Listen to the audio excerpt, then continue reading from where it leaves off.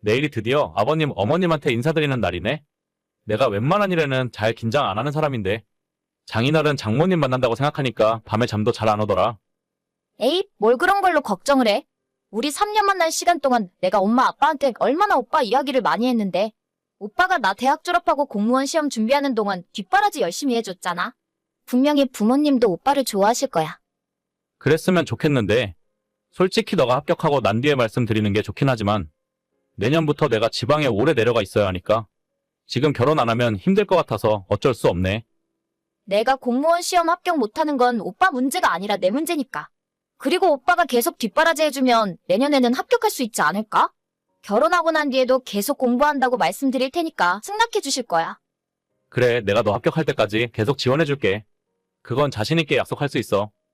고마워. 자기만 믿을게. 오빠 갈비찜 좋아해? 우리 엄마 갈비찜 진짜 맛있어. 내일 그거 준비하라고 했으니까 밥 많이 먹고 점수 팍팍 따고 가. 알겠어. 내가 대학 못 나온 것 때문에 마음에 안 들어 하시진 않겠지? 진짜 자꾸 별일 아닌 걸로 걱정된다. 요즘 대학 나와도 자기 앞가림 제대로 못하는 사람들이 얼마나 많은데 오빠는 확실하게 기술 배워서 아무 문제 없이 잘 살잖아.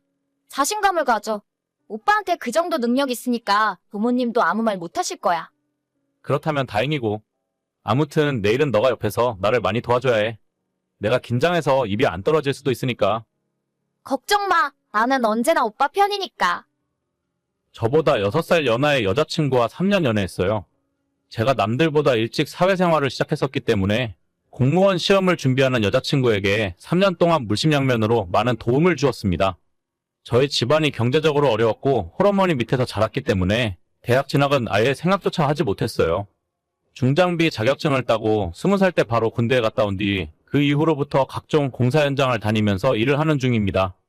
기술 하나 믿고 사무실에 들어가서 맨땅으로 시작한 일이지만 지금은 연차도 쌓이고 제 돈으로 장비를 구입해서 스스로 일을 받아서 다니고 있어요. 처음 시작할 때는 당연히 얼마 받지 못했지만 경력이 쌓이고 실력을 인정받다 보니 대기업 다니는 친구들과 비슷하게 돈을 벌 수 있었고 지금은 제 장비로 일을 하니까 솔직히 개인 사업하고 있는 것과 다름없습니다. 장비 할부금이랑 유류비 이것저것 다 제하고 나서도 보통 직장인들 월급의 3배 이상 돈을 번다고 생각하시면 될 것 같네요.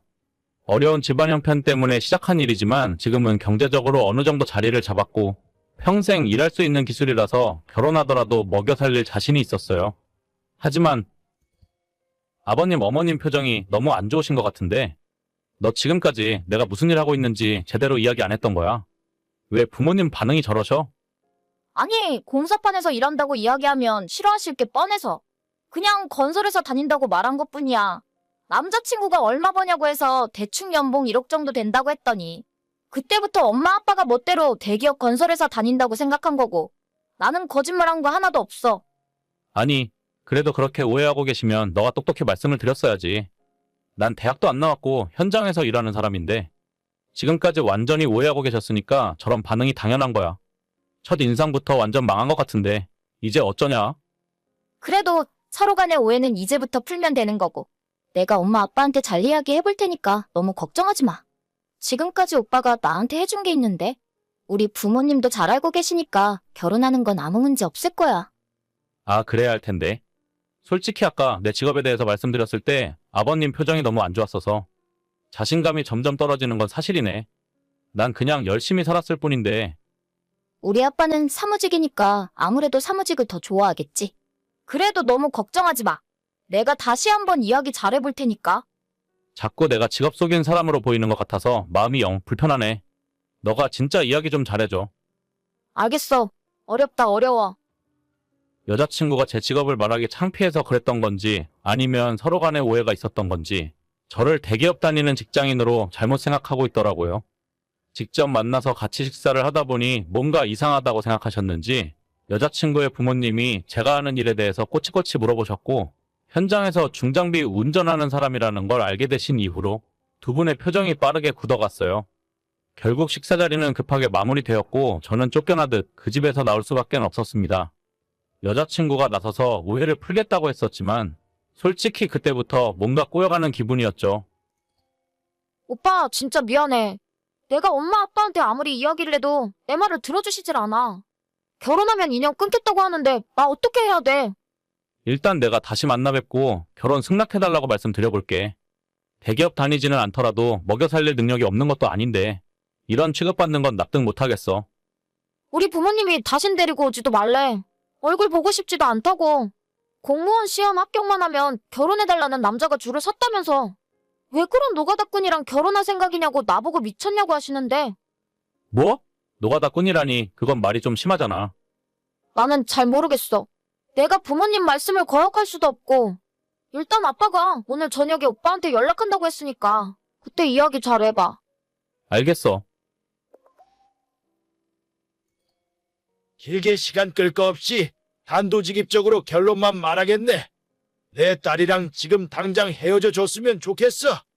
자네가 몇 년 동안 뒷바라지 해준 건 고맙게 생각하지만 내 딸이 공무원 시험에 합격하면 자네보다 더 좋은 직업을 가진 남자들이랑 충분히 결혼할 수 있는 아이라고 생각해.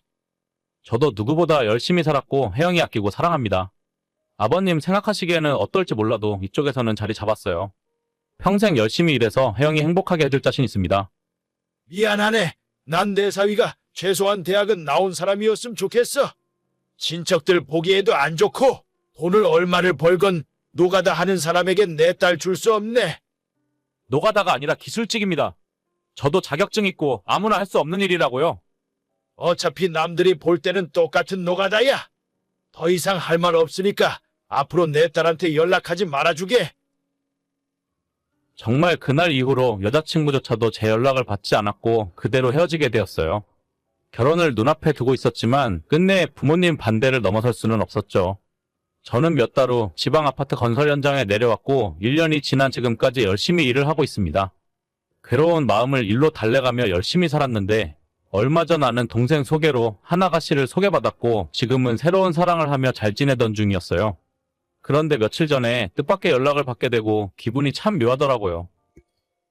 오빠, 그동안 잘 지냈어? 사진 보니까 새로 여자친구 생긴 것 같더라? 나랑 결혼까지 하기로 했었는데 어떻게 1년 만에 그럴 수가 있어? 갑자기 연락해서 무슨 개풀 뜯어먹는 소리야? 너가 먼저 내 연락도 다 무시하고 잠수 탔잖아. 그건 우리 부모님이 내 핸드폰까지 뺏고 오빠랑 연락 못하게 해서 그런 거야. 내가 그동안 생각해봤는데 난 오빠 없이는 힘들 것 같아. 지금이라도 늦지 않았으면 우리 다시 시작해보자. 이제는 우리 부모님 생각도 많이 바뀌었어. 그 말을 나보고 믿으라고? 노가다꾼이라고 무시당한 기억이 난 바로 어제 일처럼 생생한데. 그때는 우리 아빠도 뭘 잘 몰라서 그런 거고 주변 사람들이 중장비 기사에 대해서 괜찮다고 이야기해주셔서 지금은 그때 같지 않아. 뭐라고 하든 소용없어. 난 지금 만나는 사람 있고 지금 여자친구 부모님은 내가 공사장에서 일한다고 해서 창피하지 않는 분들이야. 우리 3년을 만났어. 그렇게 쉽게 끝낼 수 있다고 생각하니? 내가 먼저 끝낸 적 없어. 전부 너랑 너네 부모님이 일방적으로 끝낸 거지. 이렇게 대화하는 것 자체가 불편하고 지금 여자친구한테 미안한 감정 생기니까 앞으로는 나한테 연락하지 말아줬으면 좋겠어. 자네, 남자가 한번 말을 했으면 끝까지 지켜야지. 언제는 내 딸을 끝까지 책임지겠다면서? 갑자기 연락해서 왜 이러시는지 솔직히 알만하네요. 혜영이 올해도 공무원 시험 떨어졌죠? 그건 지금 이 상황과 아무 상관이 없어. 자네가 한번 내뱉은 말을 지킬 수 있게 기회를 주는 거야. 됐어요. 이제 와서 생각해보니까 혜영이는 공무원 시험 절대 합격 못해요. 옛날에도 저한테 용돈 받아서 맨날 술이나 먹고 친구들이랑 여행 다니는 거 좋아했는데 하마터면 평생 되도 않는 뒷바라지나 하면서 살 뻔했네요. 저 지금 만나는 사람 있고 대학병원에서 간호사 일하고 있는 착하고 좋은 친구예요. 적어도 얘네 부모님은 제가 노가다 한다면서 무시하진 않으시더라고요. 그 부분은 내가 사과할게. 내 딸, 한 번만 다시 생각해봐. 자네와 3년 만난 시간이 있는데 어떻게 사람이 매정하게 그럴 수가 있나? 아까도 얘기했지만 제가 먼저 끝낸 적 없어요. 아저씨가 저를 밀어내신 거지. 다시 잘해볼 생각 전혀 없고 혜영이도 내년이면 30인데 정신 좀 차리라고 전해주세요. 자네 무슨 말을 그런 식으로 하나? 일단 우리 만나서 이야기하는 게 어때? 제가 시간이 돈인 사람인데 아저씨를 왜 만나겠어요? 이만 차단할 테니까 좋은 사익감 잘 찾아보세요. 저랑 사귀고 있을 때도 공부는 뒷전이고 항상 놀러 다니기 바쁘더니 결국 올해도 시험에 떨어진 것 같더라고요. 나이가 30인데 지금까지 백수로 지내서 할 줄 아는 것도 없습니다. 집안 형편도 그저 그런데 30 다 된 딸 뒷바라지까지 하다 보니 힘드셨겠죠. 제가 사랑에 눈이 멀어 집안에 골칫덩어리 치워준다고 할 때 보냈어야지. 이제 와서 후회해봤자 어쩌겠어요? 오히려 저는 잘 됐습니다. 지금 만나는 여자친구가 훨씬 착하고 능력도 있고 집안 부모님도 좋은 분들이라서요. 똥차 가고 벤츠 온다는 말이 괜히 있는 말이 아니었네요. 오늘의 사연은 여기까지입니다. 구독과 좋아요, 알림 설정은 많은 힘이 됩니다. 다들 행복하시고 좋은 하루 되세요.